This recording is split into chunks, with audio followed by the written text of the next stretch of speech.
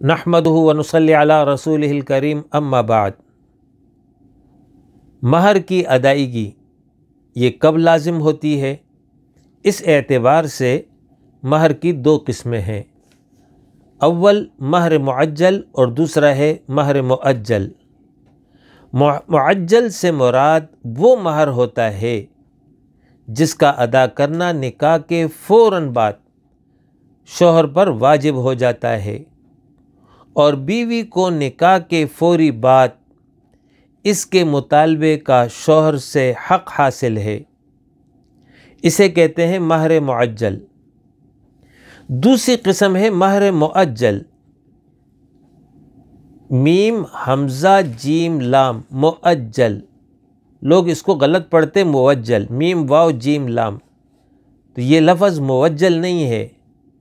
موجل تو وجل سے، وجل تو ڈرنے کو کہتے ہیں، اذا وجلت قلوبہم، جب ان کے دل لرز جائیں، اور یہ لفظ اجل سے ہے، اجل کہتے ہیں مدت کو، اذا جاء اجلہم، اس سے یہ مؤجل بنا ہے۔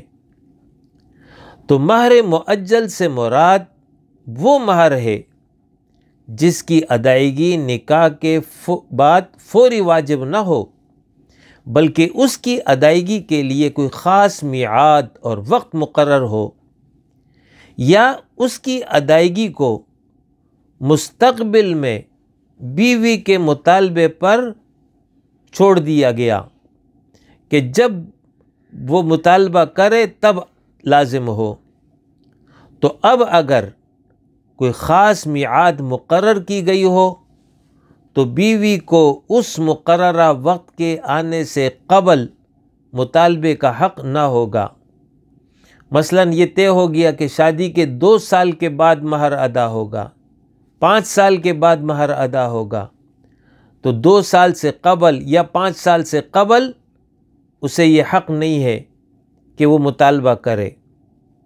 اور اگر بیوی کے مطالبے پر موقوف رکھا گیا کہ جب بھی بیوی طلب کرے، تو لہٰذا جب بیوی مطالبہ کرے گی تو اسی وقت شوہر کے ذمے یہ مہر ادا کرنا لازم ہو جائے گا۔ اور اگر مہر مؤجل کے لیے نہ تو میعاد مقرر کی گئی اور نہ ہی بیوی کے مطالبے پر اسے موقوف رکھا گیا، تو پھر اس صورت میں اس کی ادائیگی طلاق یا موت کے وجہ سے فرقت یعنی جدائی کے وقت لازم ہوگی، اس وقت لازم ہو جائے گی۔ اس کا مطلب یہ نہیں ہے کہ اس سے پہلے دے نہیں سکتے، وہ مطلب وجوب کا وقت آ جائے گا۔ تو یہ 3 شکلیں اس میں بنتی ہیں، مہر معجل ہو یا مہر مؤجل ہو، اور اس میں معجل نصف ہو اور مؤجل نصف ہو، جو بھی مقدار ہو، یہ تمام میاں بیوی کی رضامندی پر ہے کہ وہ دونوں جس طرح راضی ہوں اسی طرح کا تعین ہو جائے گا۔ اگر اس پر راضی ہے کہ مہر معجل تو مہر معجل ہی یعنی فوری ادائیگی، اور اگر مؤجل پر رضامندی ہے تو مؤجل ہو جائے گا، اور اگر یہ ہے کہ آدھا ابھی اور آدھا بعد میں تو تب بھی ہو جائے گا۔ تو یہ 2 قسمیں بنتی ہے۔ اس جگہ یہ نقطہ بھی سمجھ لیجئے کہ بعض جگہ یہ کہا جاتا ہے کہ اگر مہر فوری ہو تو کہتے ہیں مہر معجل، اور بعد میں ہو تو کہتے ہیں عند الطلب۔ تو عند الطلب میں تو یہ وہ قسم ہے جس کا میں نے ابھی اظہار کیا کہ بیوی کے مطالبے پر موقوف رکھا گیا، تو بیوی اگر 1 گھنٹے کے بعد مطالبہ کر لے، 1 دن کے بعد مطالبہ کر لے، تو مہر تو لازم ہو جائے گا۔ جبکہ یہ کہنے والے ان کا مطلب یہ نہیں ہوتا ہے کہ بیوی 1 دن کے بعد مطالبہ کر لے، ان کے ذہن میں یہ ہوتا ہے کہ مستقبل میں کسی وقت بھی دے دیا جائے گا۔ تو لہٰذا اگر مستقبل میں کسی وقت دیا جائے گا، یا اس وقت کا تعین ہو یا بغیر تعین کیے ہوئے صرف اس طرح لکھوا دیا جائے کہ مہر مؤجل، یعنی بعد میں ادا کیا جائے گا، عند طلب کی قید اور شرط نہ لگائے، ورنہ پھر بیوی کو حق حاصل ہوگا کہ وہ جو ہے مطالبہ کرے اور اس کے مطالبے پر شوہر کو دینا لازم ہوگا۔ تو لہٰذا جو بھی طے ہو وہ واضح ہو۔ مہر کے حوالے سے ہمارے معاشرے میں افراد و تفرید پائی جاتی ہے۔ بعض اپنی استطاعت سے زیادہ مہر رکھوا لیتے ہیں، یا استطاعت ہوتی ہے مگر مقصود نمود اور نمائش ہوتا ہے، تو یہ غلط طریقہ ہے۔ اسی طرح مہر دینے کا رجحان بھی کم ہے۔ اکثر لوگ یہ سمجھتے ہیں کہ مہر تو اس وقت دیا جاتا ہے کہ جب خدا نخواستہ طلاق دے دی جائے، اور طلاق نہ ہو تو مہر کی ادائیگی کا سوال ہی نہیں ہوتا ہے۔ بہت سی عورتیں بھی مہر لینے یا اس کا مطالبہ کرنے کو معیوب سمجھتی ہیں، بلکہ شوہر دینا بھی چاہے تو انہیں خدشہ لاحق ہو جاتا ہے کہ کہیں شوہر طلاق کا ارادہ تو نہیں کر رہا۔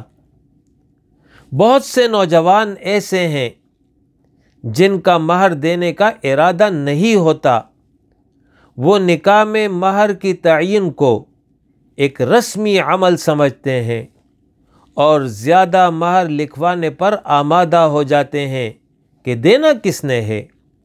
انہیں یہ حدیث سن لینا چاہیے کہ جس نے کسی عورت سے کم یا زیادہ مہر پر نکاح کیا اور اس کے دل میں یہ ہے کہ وہ مہر ادا نہیں کرے گا تو اس نے دھوکہ بازی کی۔ اگر اس نے مرتے دم تک مہر ادا نہیں کیا تو قیامت کے دن اللہ تعالیٰ سے ایک زانی شخص کی حیثیت سے اس کی ملاقات ہوگی۔ لہٰذا یہ سخت تنبیہ ہے۔ بعض تو دینے کا ارادہ رکھتے ہیں مگر ٹال مٹول کرتے رہتے ہیں، اور بسا اوقات عورتیں بھی معاف کر دیتی ہیں کہ یہ دینے والا تو ویسے ہی نہیں ہے، اگر معاف نہ کروں تو بدمزگی پیدا ہوگی، لہٰذا وہ معاف کر دیتی ہیں۔ تو اچھی طرح سمجھ لیجئے کہ اس طرح مہر معاف نہیں ہوتا۔ مہر اس وقت معاف ہوتا ہے جب عورت بخوشی معاف کرے۔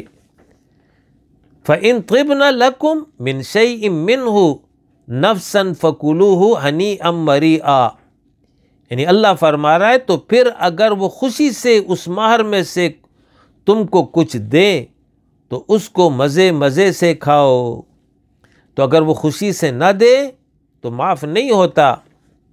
اسی طرح بعض جگہ اگر شوہر اس نے مہر ادا نہیں کیا اور مر جائے تو اس کا جنازہ نہیں اٹھاتے اس وقت تک جب تک بیوی مہر معاف نہ کر دے، تو یہ اس سے زبردستی گویا کہ معاف کروا لیتے ہیں، اس طرح معاف نہیں ہوتا۔ اسی طرح اگر بیوی مرنے لگے اور اسے مہر نہ دیا گیا ہو تو مرنے سے پہلے اسے یہ مجبور کرتے ہیں کہ اپنا مہر معاف کروا دو۔ یہ تمام طریقے غلط ہیں۔ لہٰذا مہر مقرر کیا جائے اتنا جتنا کہ آسانی سے ادا کیا جا سکے، اور پھر جلد از جلد اس کی ادائیگی کا اہتمام بھی ہو۔ یہ بات یاد رکھیں، اگر موت تک مہر ادا نہیں کیا تو موت کے بعد شوہر کے ترکے سے اول مہر نکالا جائے گا، بعد میں ترکہ تقسیم ہوگا، اور اگر ترکے سے بھی ادا نہیں کیا گیا تو پھر قیامت کے دن شوہر کو نیکیاں اس مہر کے بدلے میں بیوی کو دینا ہوں گی۔ مہر عورت کا حق ہے، اس کی مرضی ہے کہ چاہے تو معاف کرے، چاہے تو اس میں تخفیف کر دے یعنی کم کر دے، اور چاہے تو وقت مقررہ سے مؤخر کر دے، یعنی مقررہ وقت یہ تھا کہ شادی کے 2 سال کے بعد ادائیگی ہو، اور وہ اس کو مؤخر کر دے کہ 5 سال کے بعد ادا کر دو، یہ سب اس کا اختیار ہے۔ لیکن کسی اور کو یہ اختیار حاصل نہیں ہے کہ وہ اس میں جو ہے کوئی حکم لاگو کرے۔ اور یہاں پر یہ مسئلہ بھی سمجھ لیجئے کہ اگر بیوی نے بخوشی مہر معاف کر دیا یا اس کا کچھ حصہ معاف کر دیا، لیکن بعد میں پھر وہ دوبارہ طلب کرے اور اپنے پہلے قول سے وہ مکر جائے، تو ایسی صورت میں اگر شوہر کے پاس گواہ اس بات کے نہ ہو کہ بیوی نے پہلے معاف کیا تھا، اور عورت بھی اقرار نہ کرے پہلی بات پر بلکہ اصرار کرے کہ نہیں مجھے مہر دے، تو پھر قضاءً شوہر پر لازم ہوگا کہ وہ جو ہے بیوی کا مہر دے۔ قضاءً یعنی مسئلہ اگر پنچایت میں عدالت میں چلا جائے تو پھر جو ہے یہ مہر دینا ہوگا، باقی حقیقت اس کا فیصلہ قیامت میں ہوگا۔ مہر میں کون کون سی اشیاء دی جا سکتی ہے؟ تو جواب یہ ہے کہ ہر وہ چیز جس کا استعمال شرعاً حلال ہو اور جو اپنے اندر مالیت رکھتا ہو، جیسے نقد رقم ہو گیا، سونا ہو گیا، چاندی ہو گیا، اس کا زیور ہو گیا، برتن ہو گئے، کپڑے ہو گئے، مکان ہو گیا، پلاٹ ہو گیا، گاڑی ہو گئی، موبائل ہو گیا، ہر وہ شے جو مالیت رکھتی ہو اور اس کا استعمال شرعاً جائز ہو، یعنی حرام نہ ہو، جیسے سور ہے، خنزیر، شراب ہے، تو وہ مہر میں نہیں دیا جائے گا۔ اول یہ کہ حلال ہو اور اس کے اندر مالیت ہو، اگر مالیت نہیں ہو تو پھر وہ مہر نہیں بن سکتا۔ وآخر دعوانا ان الحمد للہ رب العالمین۔